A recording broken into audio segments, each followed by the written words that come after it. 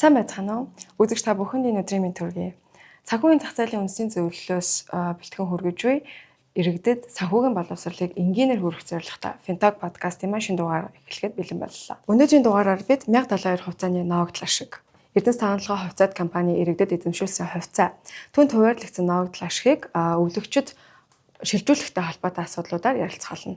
Өнөөдрийн манай подкастэнд үн цаасны төлөрсөн хадгаламжийн төвийн төлөөллүүд олох захиргаа хүний нөөц хууль эрх зүйн газрын захирал Амар сайхан мөн үн цаасны бүртгэл хадгаламжийн газрын захирал Арин Туянаар ирсэн байна. За юуны түрүүнд урилгыг мань хүлээн авч ирсэнд баярлалаа хоёр зочдтой. Хэдүүлээ эхлээд 1072 хувьцаа ба ноогдлол ашигын ойлголтын талаар энгийнээр товчхон тайлбарлаад явъя гэж бодож байна. 1072 хувьцаа гэж яг юу юм бэ? Үүнийг хизэнээс иргэдэд одоо хуваарлаж өгч эхэлсэн юм бэ гэдгийн талаар эхлээд ярилцъя. Тэгэхээр бид нар ингээд Эрдэнэс таамаглалын 1072 хувьцаа, 1072 хувьцаа гэдээ бас яриад заншицсан байна те. За энэ хувьцаагийн мөн бол анх 2011 оны 3 сарын 31-ний өдрийн засгийн газрын 98 дугаар тогтоолоор анх Монгол улсын иргэдэд эзэмшүүлж эхэлсэн. За тэгээд дараа нь 2010 энэ 11 онд эзэмшүүлэхдээ эхлээд 536 хувьцаа эзэмшүүлсэн.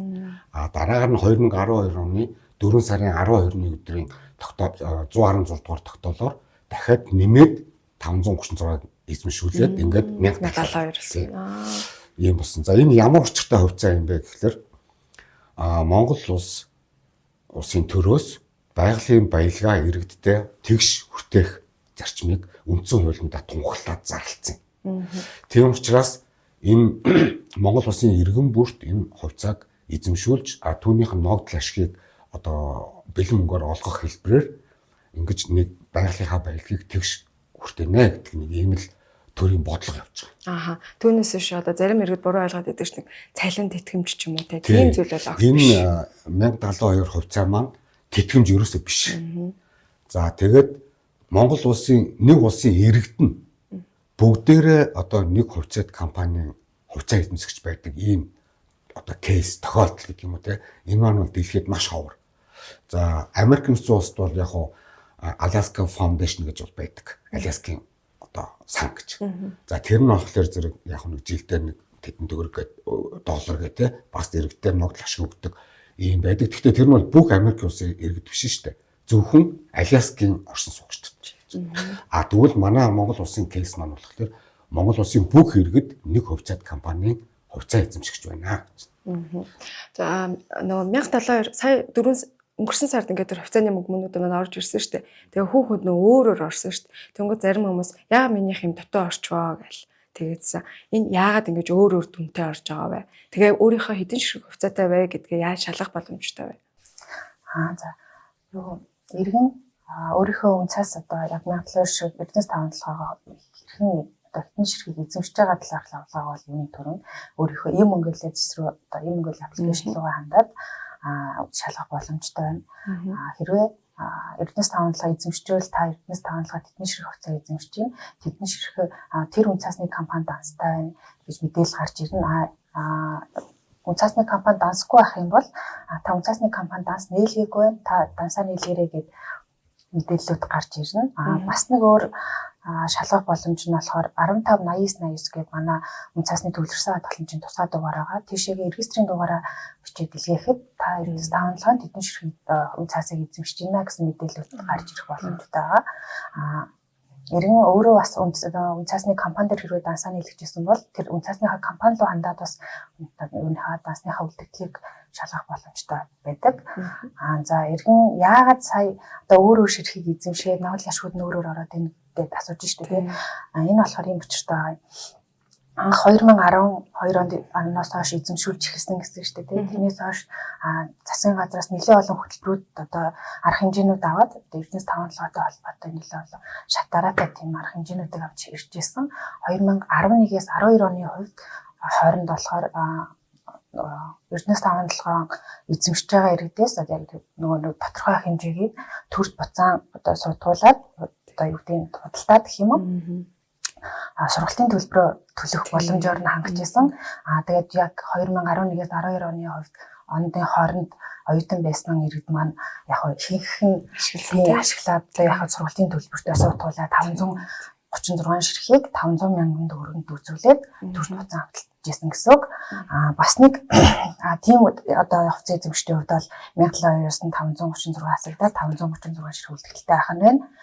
Бас нэг юу нь болохоор дараагийн хөтөлбөр маань болохоор нөгөө нэг өндөр настай болон ахмад настай хүмүүс, хөгжлийн бэрхшээлтэй хүмүүст сая төгрөгөө 1200 ширхгээс сая төгрөгөөр үзүүлээд буцаад төрд ингээ худалдаж авах одоо худалдах эрхээр одоо юу гэдэг боломжоор хангаж ирсэн гэх юм уу. Тэгээд тэр хүмүүсийн одоо хувьд бол 1200 ширхгээ 1 сая төгрөгөөр үзүүлээд төрд буцаа худалдсан учраас тэгээд одоо бол 1200 ширхгийн эрдэнэс таванлага үлдэгдэхгүй байгаа гэсэн үг. Бас нэг юу нь болохоор кейс хөтөлбөр нь болохоор юу л да 2016 онд сайн хувьцаа гэж та хэлсэн чинь сайн хувьцаа хөтөлбөр гэж зарлагдчихсэн шүү дээ. Банкар одоо арилжааны банкудаар дамжуулаад иргэн бүрийн нөгөө 1700 ширхэг эзэмшиж байгаа хувьцаанаас нь 300 мянган төгрөг 100 мянган төгрөгөөр нь хувааж одоо буцааж төрт худалдах одоо юу гэдэг боломжоор хангаж ирсэн. Тэрэнд нийт 322 ширхэг хасагдаад иргэн бүр одоо жишээ нь зарим иргэд 100 мянга аваад үлдсэн 200 мянга авахгүйгээр зүгээр 100 мянга аваад яатсан байж болно. 200 мянга буцааж 200 мянган төгрөгөөр буцааж худалдсан байж болно. 300 мянган төгрөгөөр буцааж худалдсан байж болно. Тэгээд яг тэр хэдэн төгрөг буцааж авсан худалдсанаасаа шалтгаалаад бас тоо ширхүүд нь ондоо байгаа. 750 ширхэг 842 ч гэх юм уу тийм. Эрүүл мэндийн салбарт бас тийм юм явлаа. Эрүүл мэндийн салбарт бас яг тодорхой хэмжээгээр бас яг нөгөө нэг тухайн жилийнхээ эрүүл мэндийн нэг жилийнхээ эрүүл мэндийн даатгал бас эрдэнэс таванлагыг үнцааснаас дүүцүүлээд суудгуулж ирсэн. Одоо жишээ нь 1 жилийн төлөв юу нь болохоор 1 сарын эрүүл мэндийн даатгалт болохоор жишээ 8 ширхэг ч юм уу 9 ширхэг дүүцүүлэх хэмжээний тийм нэг юугаар нь нэгжүүнээр нь тооцоолоод буцааж тэгж яажсэн. Зөв явжсэн. Тэгээд ерөөдөө иргэн бүр бүгд 1700 ширхэг хувьцаатай байх одоо боломжгүй янз байгаа. Яг тэр тухайн хөтөлбөрт хамрагдсан хэсгээс нь шалтгаалаад тэгэхээр өөрөөр орсон баа гэсэн үг.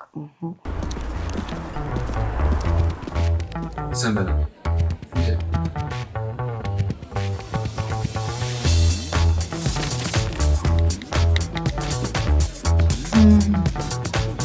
Өөрөө мэдээ таваад ирэх ч хүн Хоол сонгох чи ийм хэцүү лүү. Фитнесийн багш нүрсэс багтаа болоод ирээ гэсэндээ бүтэн пипэл. За юу захиалах вэ? за вайн захиалчийг гэвэл яадаг вэ? Хоол сонгох ямар хэцүү юм бэ? Даатгал хийлэгдэх нь хоол сонгохоос хурдан.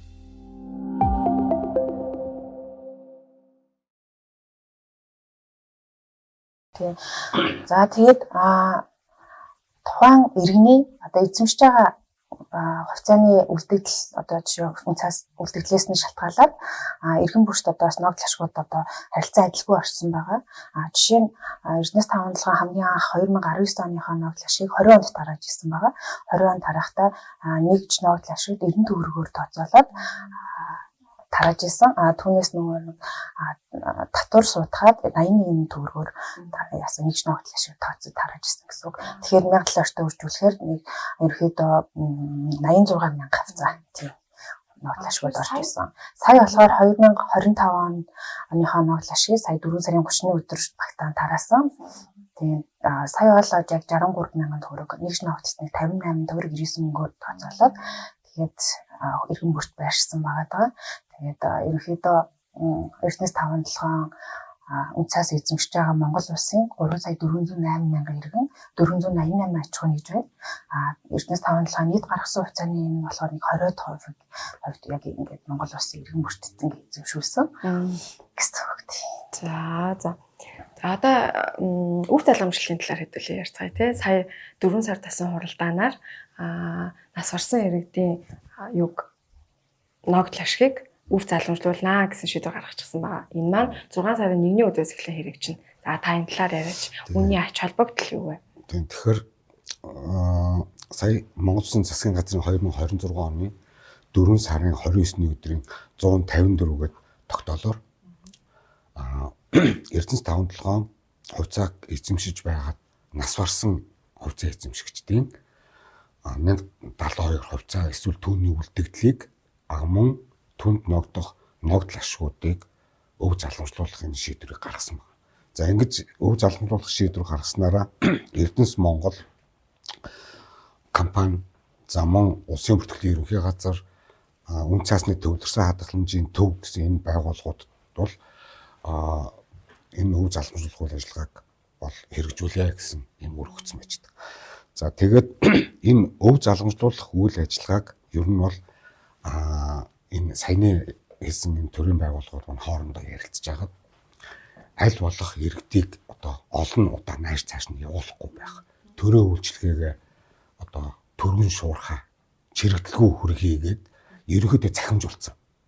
Ерөөсөө одоо иргэн болдё гэж олон дахин нааш цаашаа өмнө нь ямар хүндрэл байсан бэ гэхлээр эхлээд заавал үн цаасны төвлөрсөн хадгаламж дээр ирээд нас урсан иргэнийхээ хувьцааны үлдэгдэл, ногдол ашгийн үлдэгдлийг заавал ингээд цаасаар авах. Биеэрээ ирж.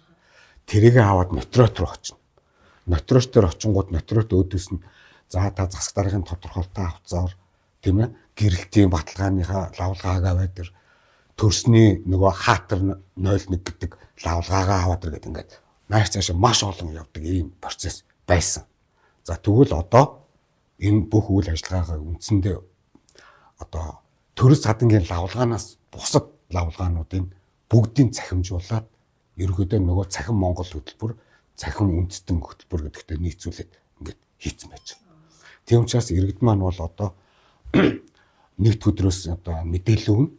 Тэгэхээр энэ мэдээлэл дээр болохоор яг иргэн хаана хамгийн түрүү очих юм, хинээс юу асуух юм, тэ энэ бүх дараалал ингээд маш ойлгомжтой хэлээд өгч байна. Одоо би ингээд энд нь яг энэ мэдээллийнхаа зүгээр маш товчин ингээд иргэдтэй одоо үзэгчтэй гэх юм уу те өгөө гэж бодож байна. За ингээд хамгийн түрүү үн цаасны төвлөрсөн хадгаламжийн төв маань Монголын нотрочтын танхимтай гэрээ байгуулад ингээд хоёр талаасаа сервисүүдээ гаргаад одоо сервисүүд гэдэг маань одоо шийдвэл нас орсон иргэний хувьцааны үлдэгдэл мөн аваагүй ногдол ашигын хэмжээ харна гэсэн үг юм шүү дээ. Энийгээ нотрочч маань шууд регистрийн дугаарыг харчна. Тэр иргэн бол үн цаасны төвлөрсөн хадгаламж биеэр явах шаардлагагүй. За нотрочч ингээд харчингуудаа за одоо юу жинхэнэ өв залгамжлынхаа нөгөө процесс руу орно. Ингээд орохлоор нотрочч бол за танаа ингээд 4 хүүхэдтэй айл юм байна. Ээж чинь 8-д байгаа юм байна. Ингээд та тавуулаа ирнэ. Тавуулаа ирэнгүүт нь өв залгамжлаа нэ. За тэр нарийн процессыг бол бид нар бол нотрочтой хүмүүс ярьж болохгүй. Нотрочч өөртөө энийг бол тайлбарлах байна.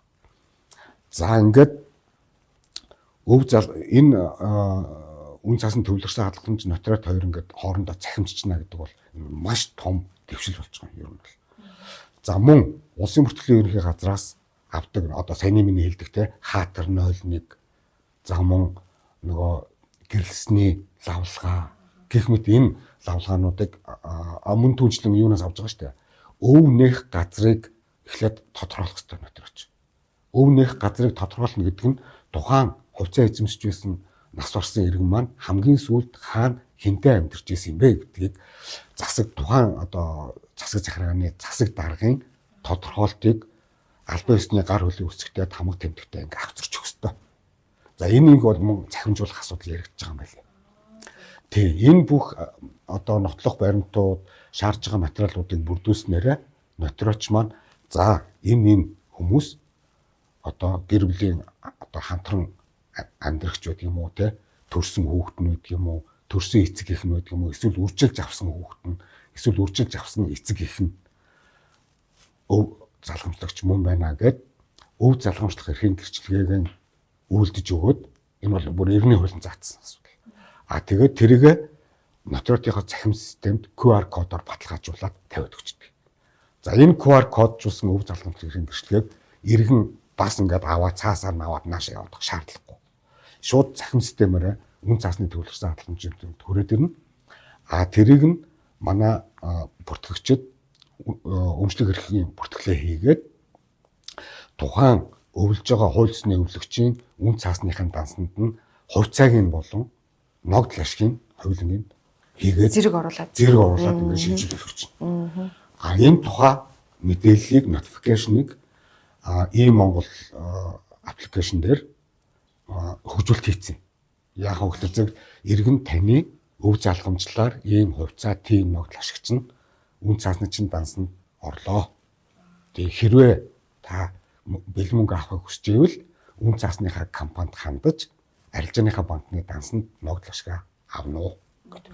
Ингээд өв залгамжлах процесс маань дуусах юм. Өв залгамжтай холбоотой бас нэг зүйл хэлэхэд ер нь бол ингээд өвийг бол иргэний хуулийн заасны дагуу нас барснаас иргэний нас барснаас хойш 1 жилийн хугацаанд өв нээгддэг.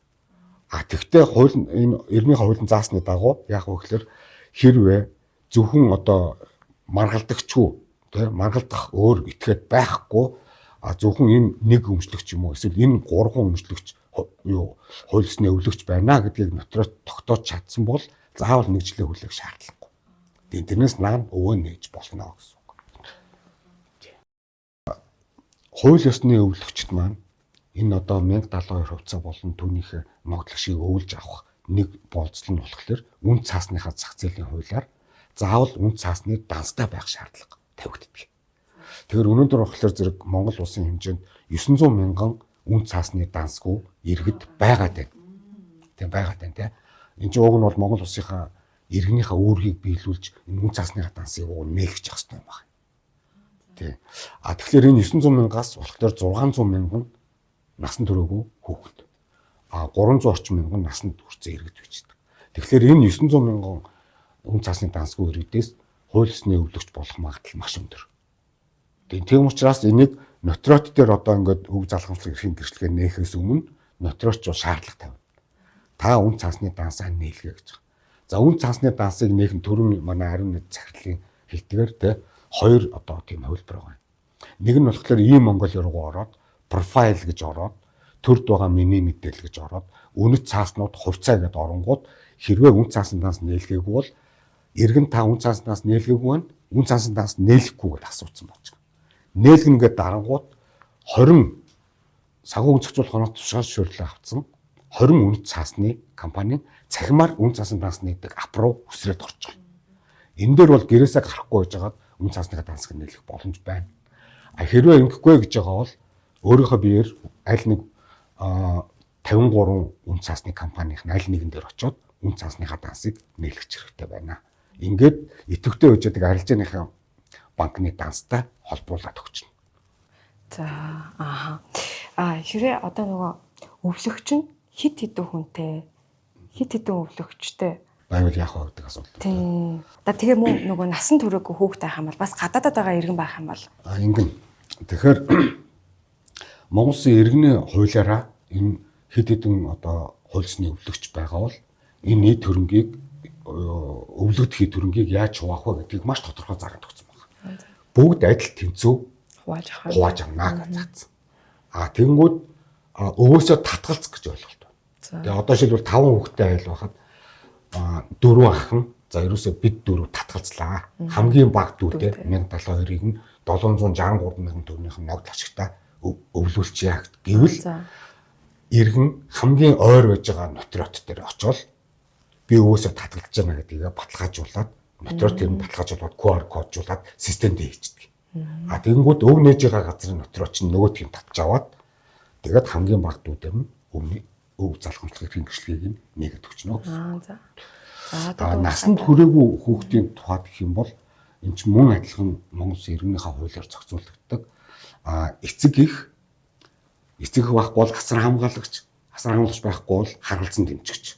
Ерөөсөө энэ чинь ингээд 3 зэрэгэлтэй ийм одоо харгалзан дэмжигч байна гэсэн үг. Энэ хүмүүс нь энэ хүүхдийн одоо ногдол ашиг болон тэгээ юу захиран зарцуулах хэрэгтэй субъект нь энэ 3. Тэгэхдээ энэ хүүхдэд өвлүүлэхдээ яг иргэний хууль заасны дагуу насанд хүрсэн ч хүрээгүй ч яг адил тэнцүү хэмжээгээр өвлүүлнэ гэсэн үг.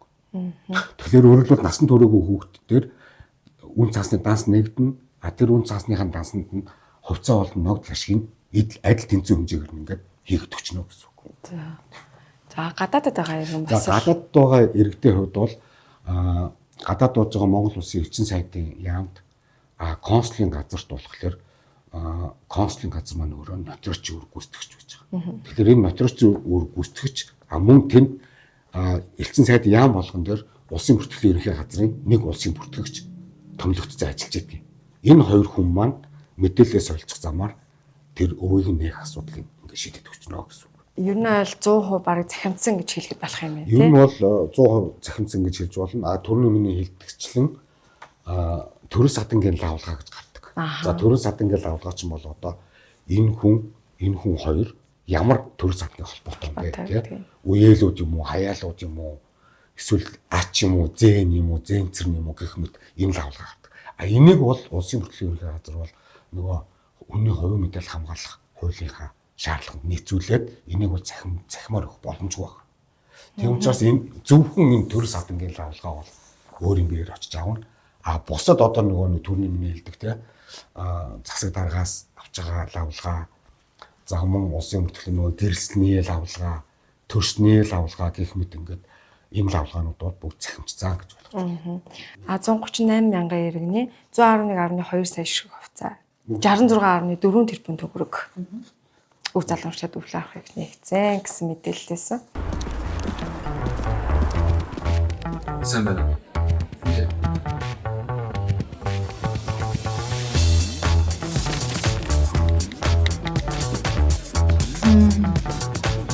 Өөрөө мэдээ таваад ирэх хүн. Хоол сонгох чи ийм хэцүү лөө. Фитнесийн багш нүүрсээс багтаа болоод ирээ гэсэндээ Бүтэн PPL. За юу захиалах вэ?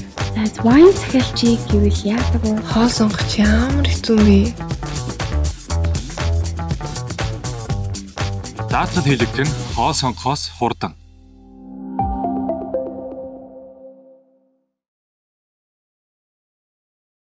А 1072 хувьцааг одоо иргэдийг нөгөө хөрөнгөний зах зээлтэй танилцуулсан хамгийн том тийм сургалт одоо гэж хүмүүс ярьдаг. Та энэ талаар юу гэж бодож байна?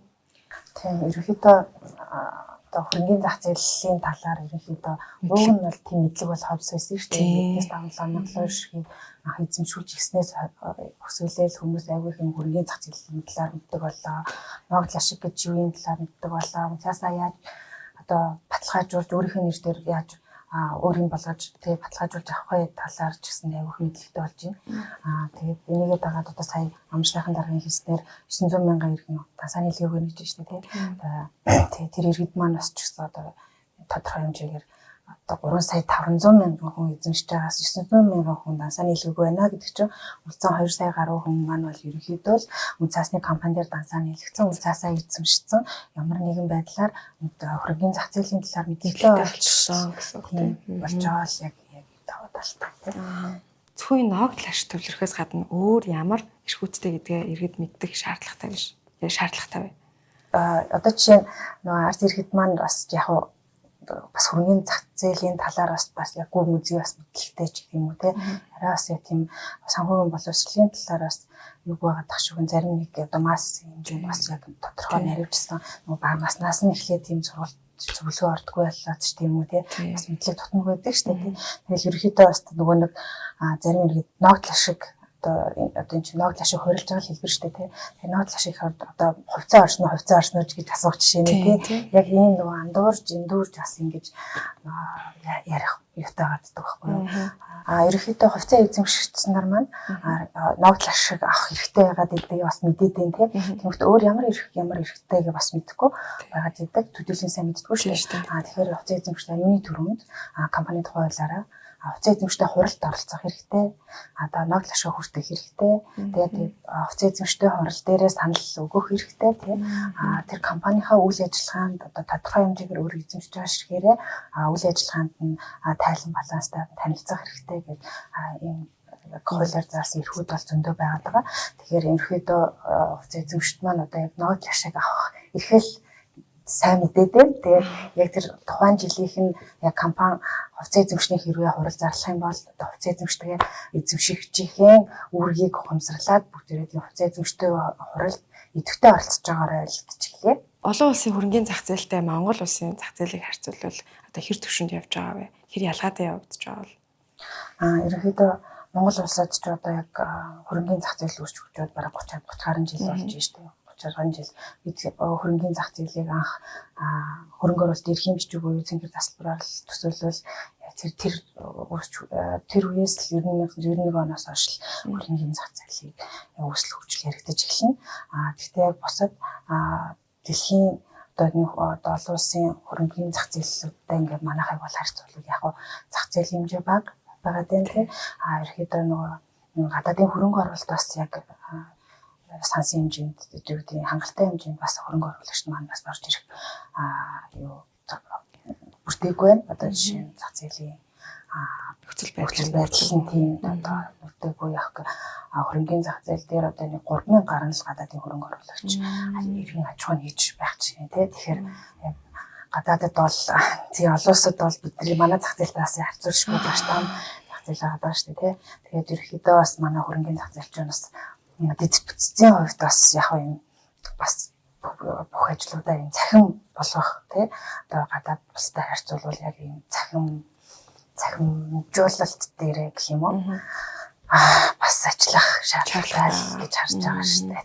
Тэгээд яг бас тэгээд яг нэг үеиг бодвол бас манай хөрөнгөний зах зээлийн одоо олон шин бүтээгдэхүүнүүд гарч ирж чинь өчтөрлөхийн алтан дээр сүрс алтны ETF сан тий байх чинь одоо шин бүтээгдэхүүн гарлаа шүү дээ. Тэгээд ерөнхийдөө нэг үеиг бодвол дандаа л хувьцаа бонд л гэж ярьдаг байсан бол одоо хөрөнгөөр баталгаажсан цаас одоо хөрөнгө оруулалтын сангийн нэг жирэх юм уу тий олон шин бүтээгдэхүүнүүд гарч байна. Тэгээд зах зээл дээр ч гэсэндээ ерөнхийдөө олон бүтээгдэхүүнүүд явал одоо олон улстай хүлээлгүүл алах гэх. Хувьцаа эзэмшигчдийн одоо мэдээллийн аюулгүй байдлыг хангах тал дээр яаж ажилладаг бол ер нь хөрөнгөний зах зээлийн зах зээл дээр үнцаасны төвлөрсөн хадгаламжийн төв маань үнцаас эзэмшигчдийн төвлөрсөн бүртгэл үнцаасны хадгаламж ингээ хариуцдаг яг бид бүтцийн томхон байгууллага байгаа. Монгол улсын хэмжээнд одоо яг одоо 4 арилжаа эрхлэх байгууллага гэх юм уу. Монголын хөрөнгөний бирж, Улаанбаатар үнцаасны бирж, Чингис хаан хөрөнгөний бирж, одоо өөрөө зохицуулах байгууллага буюу Монголын үнцаасны арилжаа эрхлэлтийн холбоо яг энэ биржийн бас зах зээлийн үнцаасыг арилжаалах юм 4 арилжаа эрхлэх байгууллагатай манай хамтарч ажиллаж байна. Тэр 4 арилжаа эрхлэх байгууллага дээр арилжаалж байгаа, бүртгэж байгаа бүх үнцаасны төвлөрсөн хадгаламжийн төвд ингээд төвлөрөн бүртгэгдэж байна. Мөн хөрөнгө оруулагч харилцагч талаас нь бол яг үнцаасны 53 үнцаасны компаниуд байна. Тэр компаниудаар нэгдэж байгаа бүнийт одоо хөрөнгө оруулагчдын харилцагчдын нэгдэж байгаа данснууд нь төвлөрсөн бүртгэл нь яг манай дээр хийгдэж байна. Тэгээд одоо төвлөрсөн хадгаламжийн 4,000 гаруй үнцаас 53 үнцаасны компанид дамжуулан үнцаасны дансаар нийлгэсэн 3.3 сая данс нэгдсэн байгаа тийм. Тэгээд ерөнхийдөө энэ харилцагчдын маань яг мэдээлэл маань яг төвлөрсөн системийн бүртгэлээр хангагдаж ажиллаж байна. Тэгээд ямар ч сан үнцаасны төвлөрсөн хадгаламжийн төв маань үнцаасны зах зээлийн тоо хууль дүрмжийнхаа дагуу харилцагчдын өмчлөх эрх бүртгэлийг бүрэн бүтэн алдаагүй шуурхай түргэн талаар хангах чиглэлээр үндсэн үйл ажиллагаа үүргийнхээ дагуу л ажиллаж байна. Тэгвэл одоо энэ 1072 хувьцааны ногдол ашиг дээр иргэдийн нэр, овог ч юм уу регистр ийм иргэдийн хувийн мэдээллүүд зүрх тийм тохиолдлууд хэр байдаг бол хэрэг тийм тохиолдолтой одоо юу мэдээлэл зөрчигдсөн байгаа тохиолдолд тухайн иргэн яахаашаа яах ёстой вэ? Хаана хандах хэрэгтэй вэ? Ерөнхийдөө үнцаасны төвлөрсөн хадгаламжийн төвд сая хэллээ үнцаасны компаниудаар дамжуулан дансаа нийлүүлж ирж байна. 52 үнцаасны компаниар дамжуулаад давхарцсан тоогоор 3.3 сая данс нэгдсэн байна. Тэр иргэд маань болохоор яг мэдээлэл нь одоо жишээ нь овг нэрийг солиулж болно шүү дээ тийм шүү дээ. Тэгэхээр тэр юугаа яаж хандах вэ гэхээр нэрээ овгаа ч юм уу нэрээ солиулсан бол усын бүртгэлээс овг нэр солиулсан лавлагаа авчираад манай үнцаасны төвлөрсөн хадгаламжийн төвдөр мэдээлэл шинчилж болж юм. Аль эсвэл өөрийнхөө үнцаасны компанид дансны гэсэн компанид хандаад мэдээлэл шинжлэх боломжтой байдаг. Арилжааны банкныхаа дансыг өөрчилсөн тохиолдолд бол үнцаасныхаа компани заавал хандаж өөрчлөх боломжтой байгаа. Тийм. Ташуумт хэлэхэд гэдэг шиг яг одоо сая нэг 900,000 иргэн дансаар нийлэгээ гэдэг чинь шүү дээ. Тэр иргэд маань аль болох тий дансаа нийлгээрээ, үнцаасныхаа дансыг нийлгээрээ, үнцаасныхаа дансыг нийлгэж эрдэнэс таван толгой болон бас одоо энэ хөрөнгөний зах зээлд оролцох боломжоо өөртөө ингээд баталгаажуулж аваарай. Тэгээ ерөнхийдөө үнцаасныхаа компанид дансаа нийлгэх бүр тэр иргэнийхээ үрийг ухамсарлаа заавалжгүй үнцаасныхаа компанид хандан дансаа нийлгээрээ гэж уриалмаар байна. За баярлалаа. За одоо сая ингээд манай аримтгай захирал ярьж байна тийм. Энэ нийт одоо 3 сая 400 одоо хувьцаа эзэмшигч иргэдийн мэдээллийг ингээд хадгалдаг. Тэгэхээр энэ чинь бол зөвхөн тэр хувьцаа эзэмшигчдийн юугаар хязгаарлагдахгүй. Өөрөөр хэлбэл улсын бүртгэлийн ерөнхий газрын эртний бүртгэлийн өгдлийн санд байж байгаа 3 сая 500 мянгаад иргэдийн мэдээлэл бол манад байж байгаа. Тэгээд энэ зөвхөн эртний бүртгэл биш. Дээрээс нь яаж юм вэ гэхээр зэрэг арилжааны банкны дансны дугаарууд тий одоо нэг иргэн хэдэн арилжааны банкны данстай байдаг юм. Энэ арилжааны банкны данснууд байна. Мэдээлэл байж байна. Мөн дээрээс нь үн цасныхын дансны үлдэгдлийн тий ингээд өөрөлдөн чи айгүй маш том бааз бий болдог. Тэгээд та цаа асууж штэ. Энэ иргэдийн мэдээллийг яаж хамгаалах юм бэ? Тэнгүүд манай байгууллага болохоор энэ хөрөнгөний зах зээлийн одоо дэд бүтцийн хамгийн гол байгууллага, ганцхан монопол хэрэгтэй байгууллага. Хоёрдугаарт яаж юм гэхээр зэрэг засгийн газрынхаа тогтоолоор засгийн газрын тогтоож өгсөн тогтоолоороо онц чухал мэдээллийн дэд бүтцтэй байгууллага статуст хамаарч явдаг. За энэ утгаараа бол бид нар одоо нөгөө юу гэдэг вэ? Одоо тагнуулын байгууллага одоо бусад одоо энэ систем шүлжээнүүдийг хамгаалах бүх одоо энэ тогтолцоогоо бид нар тогтоосон. Хоёрдугаар яасан гэхээр нөгөө нөөц төвүүдээ үндэсний дата төв дээр дархандах одоо дата төв дээр ингээд нөөц төвүүдээ байгуулсан. Энд үйл ажиллагаа явуулж байхад тэнд дахиад давхар нэг бэкап хийгдэж явж байдаг гэсэн үг.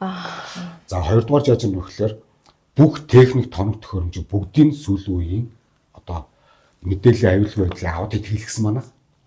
Кибер аюулгүй байдлын тухай хуулийн шаардлагаар тэгээд тэндээсээ өгсөн зөвлөмжийн дагуу бүх техник тоног төхөөрөмж серверүүд тий бүгдээрнгийн шинжилсэн. Тий одоо тэгэхээр зөвхөн янз бүрийн нөгөө систем гацтай юу гэдгийг тий одоо тийм байлтах. Тий хоёрдугаарт нь ерөөсөө төрийн болон албаны нууцынхаа тухай хуулийн одоо шаардлагад нийцүүлээд албаны нууцгаа чагсаалтаа одоо ингээд батлуулаад тэрнийг яаж хамгаалах гэдэг журмаа баталсан. Энийхээ дагуу бол одоо ингээд ажиллаж яддаг.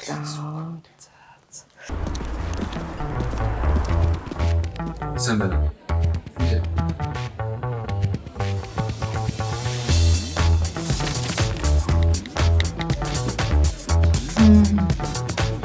Өөрөө мэдээ таваад ирэх хүн Хоол сонгох чи ийм хэцүү лөө. Фитнесийн багш нүүрсэс багтаа болоод ирээ гэсэндээ. бүтэн пипэ гэл. За юу захиалах вэ? За вайн захиалчийг гэвэл яадаг вэ? Хоол сонгох чи ямар хэцүү бэ? Даатгал хэлэгдэх нь хоол сонгохоос хурдан.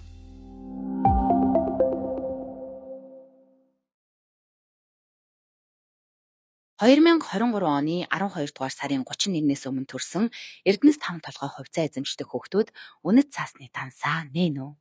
18 нас хүрээд хүүхдийн мөнгөний данс өөрчлөгдсөн хүүхдүүд үнэт цаасны данс нийлгэж шинэ банкны данстай холбож баталгаажуулна. Иргэдэд зайлшгүй мэддэг шаардлагатай хамгийн чухал гэсэн нэг зөвлөгөөг хүргээд тэгээд өнөөдрийнхээ дугаарыг өндөрлөе.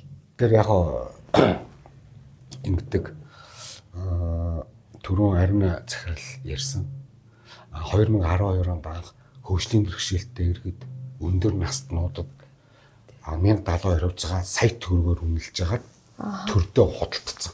Сая төгрөг авцсан. Аваад цагаан сарын ууц авсан юм уу яасан мэдгүй ингээд тэр мөнгө дууссан шүү. Дараа нь яасан гэсэн чинь 2010-аас 11 оны хичээлийн жил 2011-аас 12 оны хичээлийн жилд оюутнуудын сургалтын төлбөрийг юу вэ 536 хувьцаа авах тийм 536 хувьцаад 500 мянган төгрөгөөр үнэлж хагаад сургалтынхаа төлбөр төлсөн.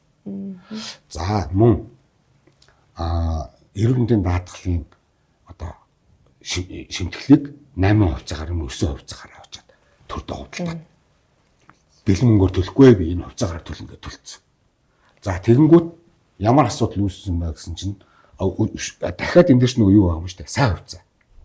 Тэгээ сайн хувьцааг 300 мянган төгрөг хөлж хагаад бас төрдөө худалдаад орсон. За тэгсэн чинь одоо нөгөө өнөөдөр гэсэн чинь нэг ширхэг хувьцаатай хүн байна. Хоёр ширхэг хувьцаатай хүн байна. Тэ? Ингээд кейс нь аягүй болно. Ингээд дээшээ яваад 300 536 хувьцаатай 700 хэдтэй гэдэг ингээд явсаар аваад тэгээд хамгийн юм бол бүр нь бол 1072. Тэгсэн чинь өнөөдрийн байдлаар яг би зүгээр яг иргэдээ бастай одоо боловсролт нь юу нэмэр болох болов гэдэг. 2019 оноос хойш 19, 22, 23, 24, 25 оны энэ 5 оны 7 удаагийн ногдол ашиг тараалтаар нийтдээ 700 одоо 763 мянган төгрөг. Тэрэн дээрээс нь саяны 2025 оны 63 мянган төгрөг гэдэг ингээд үндсэндээ хийдэ нэг 820 мянган төгрөгийн ногдол ашиг болчихж байгаа. Нийтдээ. Тэгтэл нөгөө 1072 хувьцааны маань өөрийнх нь үнэлгээ нь сая төгрөг байна байхгүй. Энд чинь удахгүй сая төгрөг болох юм шүү дээ. Боллоо шүү тийм ээ. Тэгэхээр энэ дээр иргэд одоо шиг бол одоо алдаа гаргасан юм уу? Тэ? Энийг бас иргэд бодох хэрэгтэй. Одоо яг тэгвэл энэ хүүхдүүдийн маань эзэмшиж байгаа 1072 хувьцаа чинь өнөөдөр ингээд өвлөгдөө дээрээс нэмэгдээд ингээд явах нь шүү дээ. Цаашдаа ногдол тухайн Эрдэнэс тавталгаа компани маань ашигтай ажиллаад нүүрсний зах зээл эрэлт ихтэй болоод үнэн нэмэгдээд ирэх юм бол энэ ногдол ашиг хэмжээ жил ирэх тусам нэмсэн өснө. Ирээдүйн мөнгөний үнц юм агуулгаараа. Тийм учраас одоо иргэдийг энэ ялангуяа энэ хүүхдүүдийнхээ хувьцааг 1072 хувьцааг маш сайн хатгалж бүртгэлжүүлж тийм ээ эрхийг хамгаалж ямар нэгэн байдлаар өөрч зарахгүй ингээд энэ хүүхдтэй ингээд өвлүүлээд үлдээгээд өөрийнх нь хувьцааг нь баталгаажуулаад явах нь бол ирээдүйдээ бол асар их үнцэнтэй зүйл шүү гэдгийг бас ингээд зөвлөж хэлмээр байна. За миний хувьд болохоор эрэгчтэй юу яа эрэгтэйс нөгөө айгүй их юм олон санал онол ирдэг байхгүй. За би одоо нөгөө нэг одоо жишээ нь хамгийн сүүлээсээ 25 оны ногдол ашиг тараахад нөгөө дансаа өрчлөсөн байж байгаа ногдол ашиг нь ороогүй юм байна шүү дээ. Тэмүүхтэй одоо нөгөө нэг одоо ингээд аваа ороогүй ногдол ашиг одоо ингээд нөхөж авч болохгүй юу гэдэг нөгөө сандралтаад тий одоо миний ногдол ашиг ингээд ороогүй юм чи юу яахгүй юу одоо боломжгүй юу дахиж авч болохгүй юу ч гэдэг юм уу янз бүрийн санал онолууд яаж авах. Саяны сүүлийн тараалтан дээр ч гэсэн зөндөө тийм юм Facebook айгүй явж л шүү дээ. Дансаа өөрчилсөн чи авч чадаагүй одоо яах вэ гэж сандралтаад зарим тий бүр ингээд нөгөө манай төв дээр бүр явж дараал үсгээд шүүлгээд яасан юмснээ бас мэдэх гээд бодож ээж магадгүй тэр эрэгчтэй хандаж хэлэхэд ерөөдөө та Эрдэнэс тавталгаа хувьцааг эзэмшил байвал ногдол ашиг нь бол олгогдно. Хизээ нэгэн цагт таны одоо жишээ нь мэдээлэл нь сая түрүү хэлсэн мэдээлэл зөрүүтэй данс нь баталгааж байгаагүй арилжааны банкныхаа дансыг өөрчилсөн ч гэдэг юм уу те энэ ямар нэгэн шалтгаанаар ингээд ногдол ашиг чинь олгодоогүй бол ерөөдөө авах боломжтой нөхөж орох боломжтой тухайн мэдээлэл нь залруулагдсан одоо данс нь баталгаажсан үедээ л орчин. Тийм болохоор тийм ногдол ашиг ороогүй гэж тий сандралтажгүйгээрээ л заавалаас очих шаардлагагүй. Та зүгээр мэдээлэлээ зөв болгочих юм бол эзэн нэг өдөр орно л гэсэн үг шүү. Тэгээд тэн дээр жоохон хүлээцтэй хандаарай гэж хэлмээр байна. Бас нэмээд хэлэхэд сая өв залгамжтай холбоотой амар сайхан дараа нэлийн тодорхой мэдээлэл өглөө тэн дээр нэмээд хэлчихэд ерөнхийдөө өв залгамжлалт маань 6 сарын 1-ээс хойш хийгдэн 6 сарын 1-ээс хойш өв залгамжлал хийхдээ яг нөгөө юу битгэдний нөгөө нэг тодорхой бэлтгэл ажлыг хангасныхан дараа хаана хандхаа бүр яг ингээд тэгээ шууд нөгөө нэг одоо яг хаашаа хандах уу цаасны компанид хандах уу натраттай хандах уу цаасны төвлөрсөн хадгаламж дээр очих уу гэж бодож иргэн байх юм бол юу ягаарай өөрийн харьяа одоо харьяалагдах гэдэг юм уу тухайн дүрийнхээ ойрхон байгаа натраттай эхний хамгийн түрүүнд хандаарай натрат дээр очиход ерөөхдөө таны нөгөө нэг аав ээж дээр нь өвлөгдөх одоо боломжтой эзэмшижсэн одоо цаасныхаа тоо хэмжээч гэдэг юм уу те бүх зүйл лавлгаа мэдээлэл өгөх боломжтой жоор хангацсан байгаа. Натуралтай шууд хандаарай. Үнцаасны төвлөрсөн хадгаламжийн төв дээр ирж битээ бас ачаал үсгээрээ өөртөө бас юу байгаарай. Чиргэлтэй үсгээрээ аль талдаа тэггүйгээр хамгийн ойрхон байгаа натрат руугаа очиод та мэдээлэл авах боломжтой. Тэгээд үе залхамжлалын асуудал маань тодорхой нэгэн хугацаа заагаагүй гол нь.